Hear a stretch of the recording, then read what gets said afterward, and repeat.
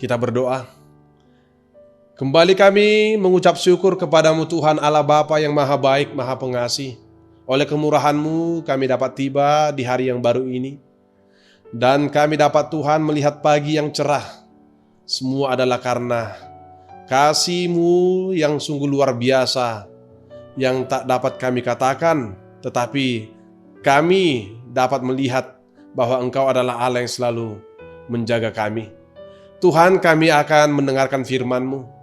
Biarlah Tuhan Engkau menyertai kami dan menghidupkan iman kami agar kami dapat mengamini setiap firman yang Kau sampaikan menjadi pedoman dan pelita bagi hidup kami. Ini doa kami Tuhan.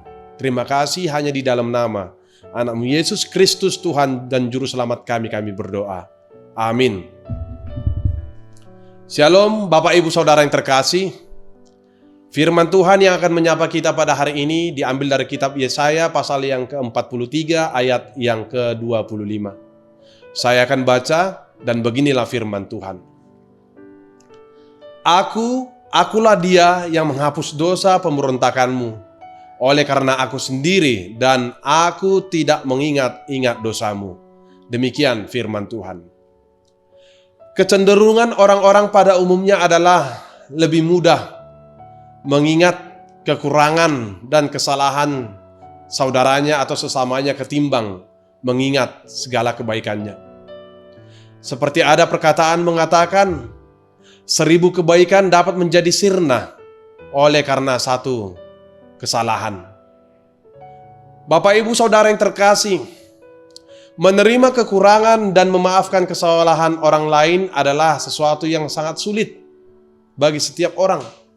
Sekalipun ada perkataan yang sering kita dengar mengatakan bahwa aku sudah memaafkan namun tidak bisa melupakan perbuatannya, adalah tetap merujuk kepada naluri kemanusiaan yang ada di dalam diri kita yang menunjukkan tentang kesulitan untuk memaafkan. Bapak Ibu Saudara yang terkasih, firman Tuhan yang menyapa kita pada hari ini justru hal yang sebaliknya lah yang terlihat, yang ingin disampaikan. Bahwa di dalam kecenderungan yang terlihat, dalam setiap kekecewaan yang pernah kita alami secara sepihak di dalam diri kita, yang hanya ingin lekas meresponnya dengan kemarahan, kekecewaan, dendam dan pembalasan, yang seperti apa yang pernah diperbuat orang lain kepada kita. Justru firman Tuhan mengatakan bahwa tidak demikian yang seharusnya dilakukan oleh anak-anak Tuhan, kita sebagai orang yang percaya.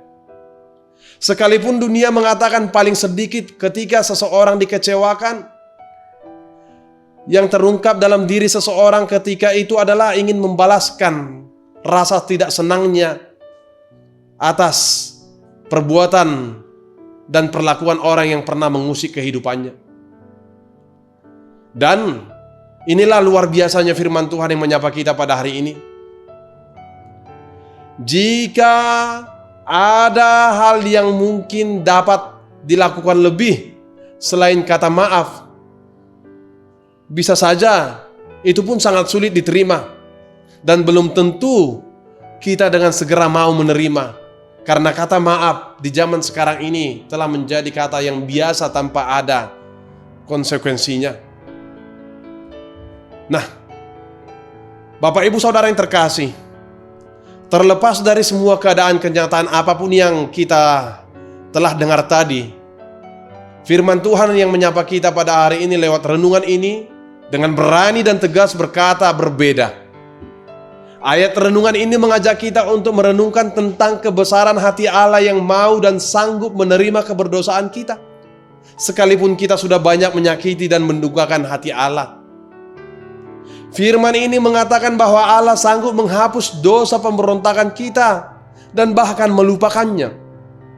Semua yang Allah lakukan itu pada dasarnya adalah berangkat dari hakikat sifat kepribadian serta karakternya, yang Dia adalah Maha Pengasih. Sekalipun Dia tidak pernah mau berkompromi dengan apa yang namanya dosa, Dia adalah Allah yang setia, yang mengingat akan janji setia dan keselamatannya bagi kita umat yang dikasihinya.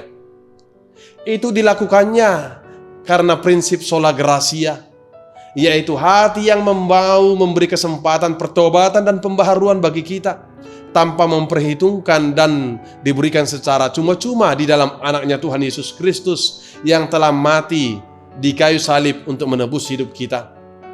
Hal itu Allah perbuat bagi kita bukan karena kita benar atau ada jasa baik yang pernah kita perbuat, atau juga bukan karena kita kuat, dapat menanggung dan dapat menyelamatkan diri kita sendiri.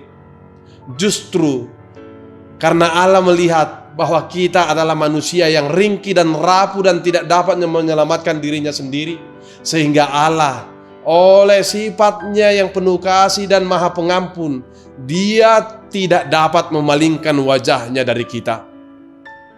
Oleh karena inilah Allah sendiri sanggup menghapus dosa-dosa kita. Maka kita sebagai umat yang telah merasakan kebaikan dan pengampunannya dipanggil untuk dapat mengampuni sesama kita tanpa syarat dan memberi kesempatan bagi setiap orang untuk berubah masuk ke dalam keselamatan Tuhan Allah itu sendiri.